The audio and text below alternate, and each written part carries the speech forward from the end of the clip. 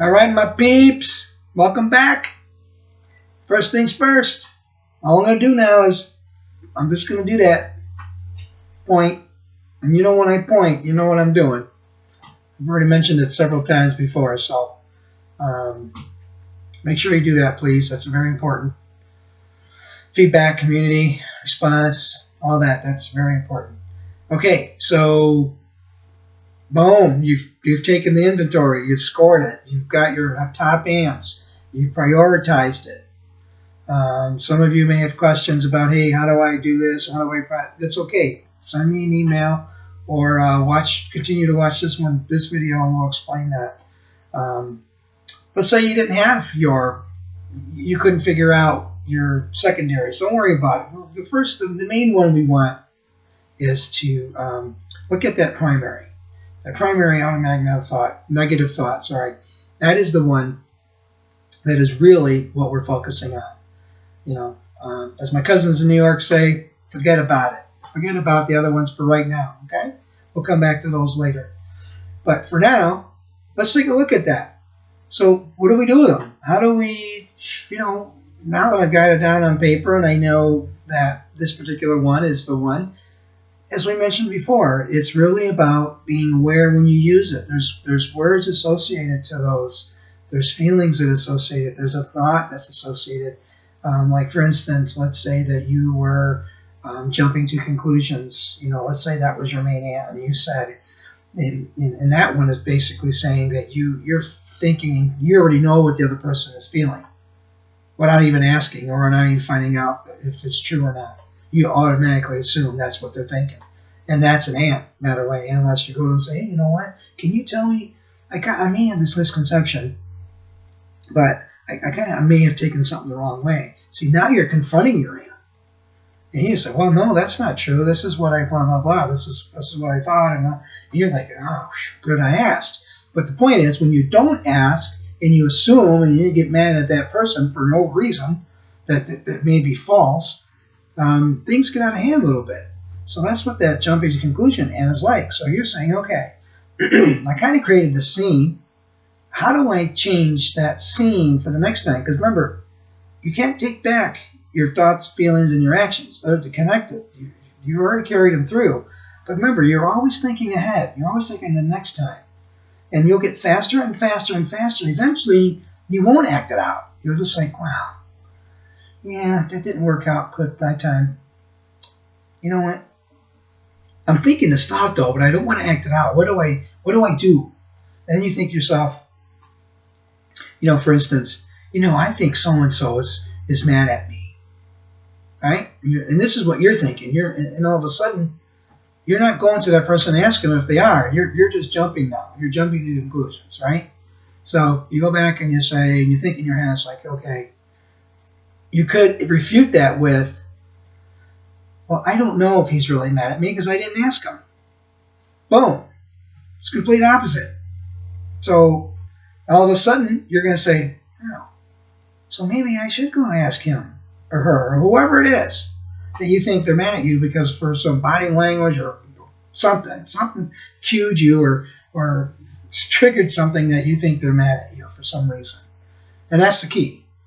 So that's sort of handling your ant. And you do this repetitively because you get faster at it.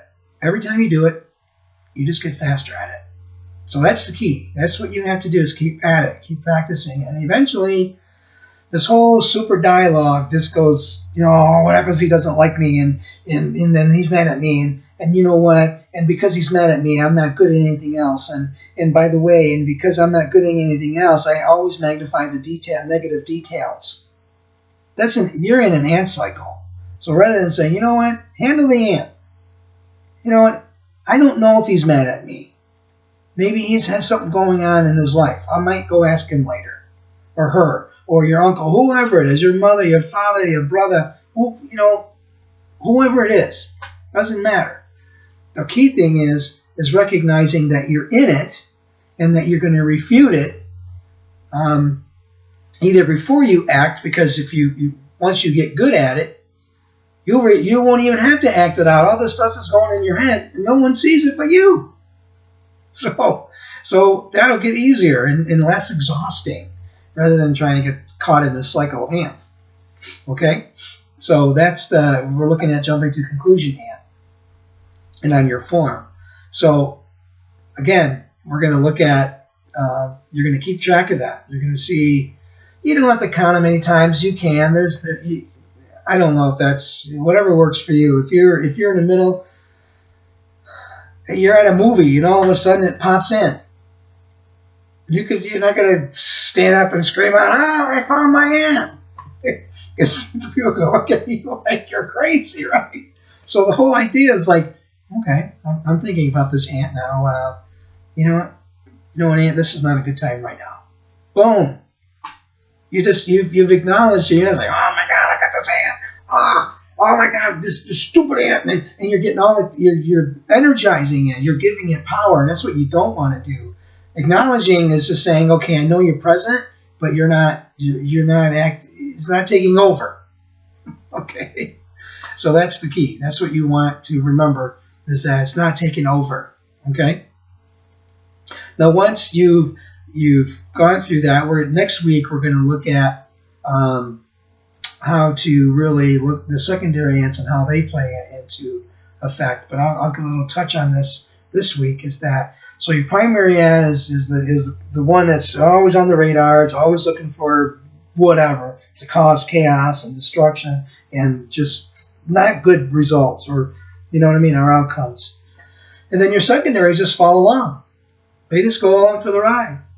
First, you're jumping in, comes up. I'm jumping to conclusions, and now I'm going to overgeneralize, and now I'm going to magnify the negative details, and you just pull in all the ants, and the one ant energizes the next one, energizes the next one. Before you know it, you're just in this exhausted turmoil in your head. So the key thing is it's okay. Technology, you can even say that.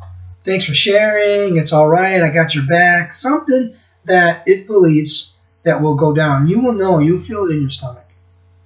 You'll feel it when your thought and feelings are kind of disjointed. You'll feel it in your stomach.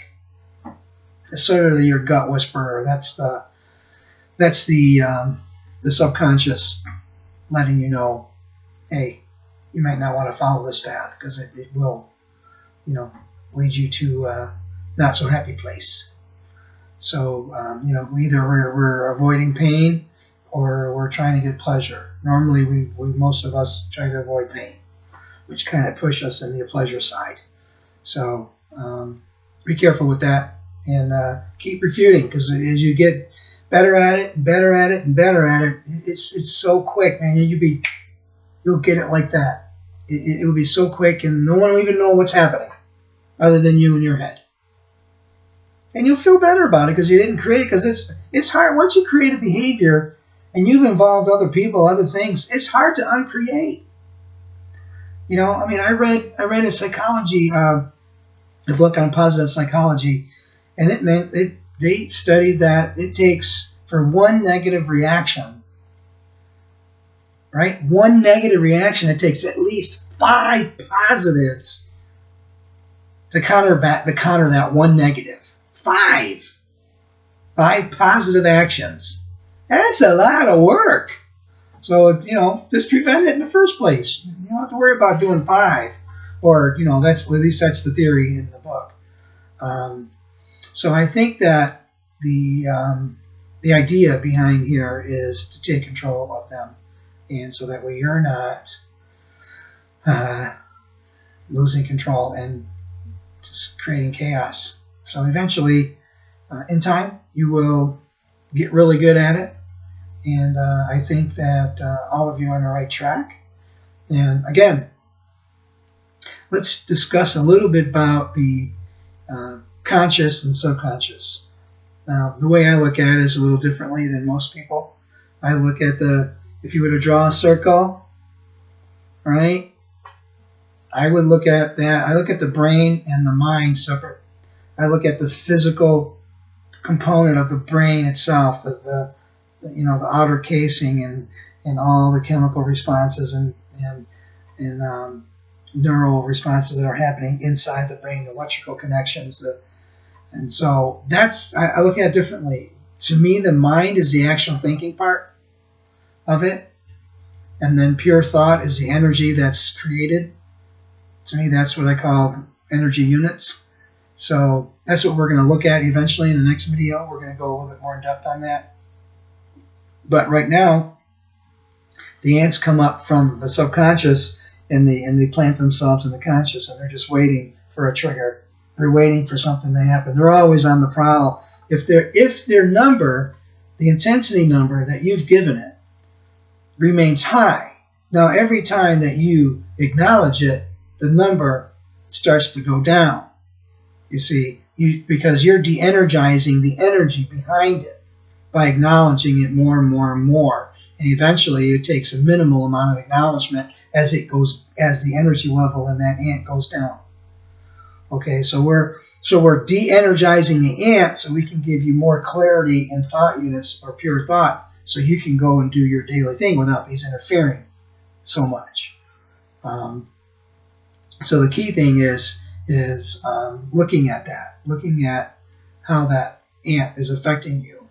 So in the conscious and the subconscious, you're looking at the subconscious. There's a big nerve. It's called the vagus nerve. It goes from the base of the brain all the way down your torso, across your heart, and all the way through your lung and to your solar plexus, right? And it's connected to the old part of the brain, supposedly the amygdala, which is right at the base of the brain.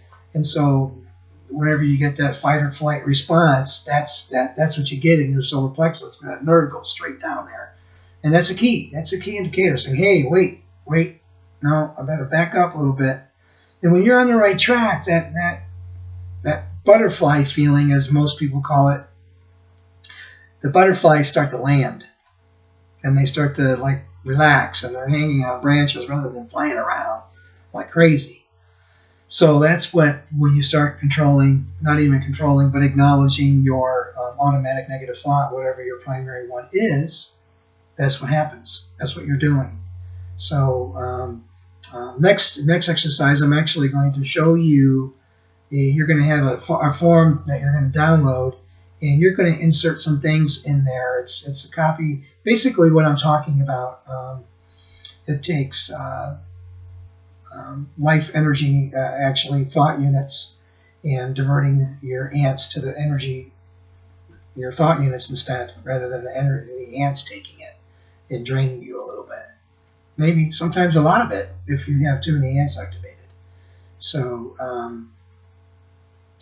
in this case, we're going to just touch on that a little bit. Next week we'll have a form for you to download so you can actually see what I'm talking about. I mean, I can put it in front of this video to kind of show you a little bit, but I think that's kind of awkward.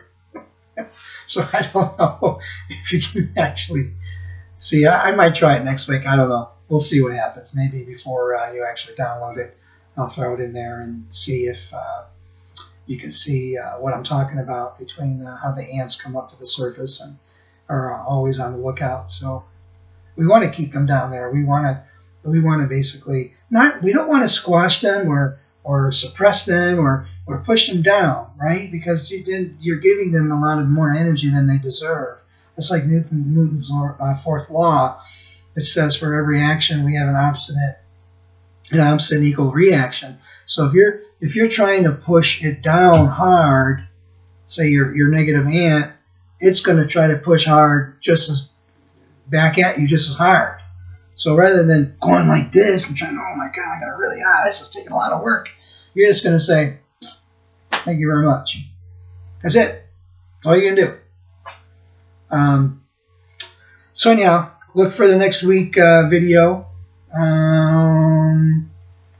You know what to do. I'm just pointing, which is pretty dang funny, I gotta tell you. But it's important. It really is. That all this connection and the feedback, and when you get involved, that just engages what you're learning and reinforces what you're learning. So, and then it makes you help you remember, about when you do, your ant does pop up. It's like, oh yeah, I remember that. Boom, there it is. Okay, I better. Oh man, I was eating breakfast and it popped in. But you know what? But you didn't act it out.